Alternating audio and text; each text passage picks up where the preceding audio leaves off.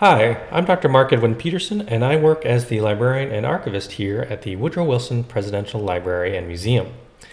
I'm going to be talking about finding material in other Virginia archives, and so I'll be working mostly off this site, Virginia Heritage.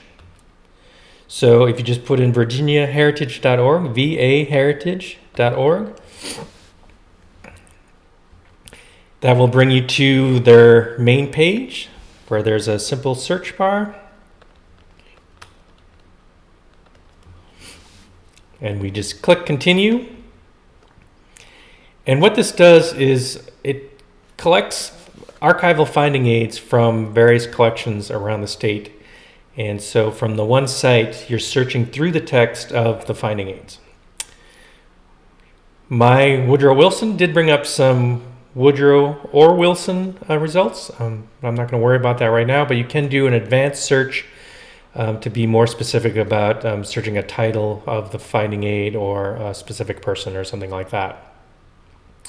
You can also order your results by the date or by where it is or something like that. So if we go to this Woodrow Wilson Letters collection at the University of Virginia, you see it has the elements of a classic archival finding aid. There's some information about the collection, including a number of the specific collection. There'll be some background on how big it is and whether there are any restrictions. And you also can find some history that kind of shows you the significance of the collection, often how it came to the institution or who collected it or something like that. And then the contents list.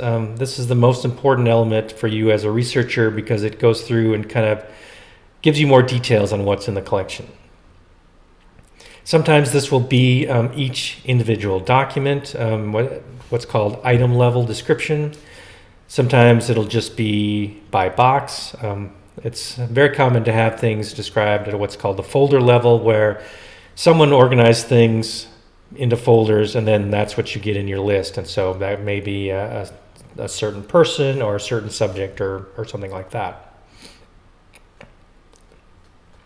Now this is very useful, but I also wanted to show you this site because one of the important things to know about it is that you can get a lot of information by going to the individual catalogs of these archives.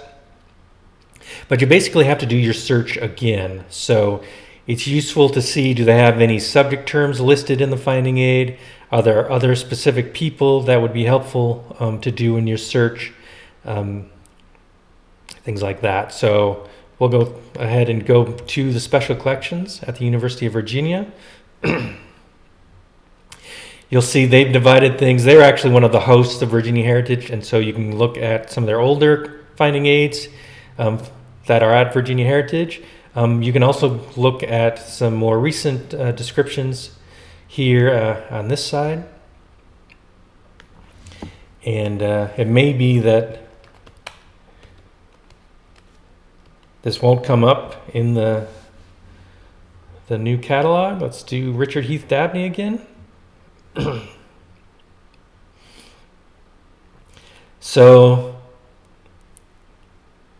that did not work. So Richard Heath Dabney is just restricted to the Virginia Heritage finding aids. But if we go, let's try Woodrow Wilson.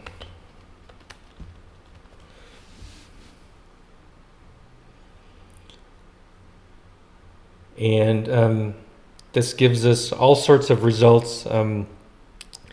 You can get more information about people and subjects. So that can be very helpful, especially if you want to link through to other searches or do a similar search at a different institution. Just keep track of those terms. They can be very good for finding things.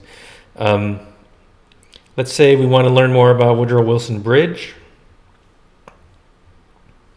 So this brings us to the John Warner papers. And here too, it's very similar. A finding aid. This is just using an archival computer program, kind of set up a platform for description that has many of the same elements. Now, one reason to do that is if you are limited because of COVID-19 or just because of travel, you can find some things that have been scanned. Now, I want you to remember that it's very rare to have a full transcription. So even when you go to these local catalogs, you're still not searching through the text like you would in a Google search of websites. So you're really relying on the descriptions and the titles and even kind of the subjects and dates in some cases. But when you find what you're looking for, some modern archives will then link you through to an actual image, so you can see the text and use it as your primary resource right there. The University of Virginia is a little bit tricky because they also mark things as digital when you still have to go there to see them. They're digital items that they have, but you can find a lot. I'm just going to pick something at random. So this one has the digital object. Oh, and it's a picture of a doctor from a series of pictures. So you see here the photograph and film collection. Now that is a tremendous resource that we have, and we have a lot of great collections in Virginia. So there's the Library of Virginia, the Virginia Historical Society, and even the Fine Arts Museum, but especially the universities, William and Mary, the University of Virginia, Virginia Tech, just a phenomenal collection of archives and really good catalogs and access to the materials. So Virginia Heritage is the place to start, and that'll set you on course to get into all those things and give you a good sense of what is available on your topic. Now, I'm going to go back to the page here just for a second. I should warn you that some of those links may be broken. Just kind of the status of this project kind of ebbs and flows a little bit. But one thing you'll find is a link to make a request. I know that this one is a bit funny from UVA, but basically my point is I want to encourage you to use that as well, because it will put you in contact with the archivists, and they can help you with all sorts of questions and kind of determining whether they could do a scan for you or whether they have any other information. So I'm sure they'll be happy to help you. You can certainly contact me at mpeterson@woodrowwilson.org, and good luck with your project.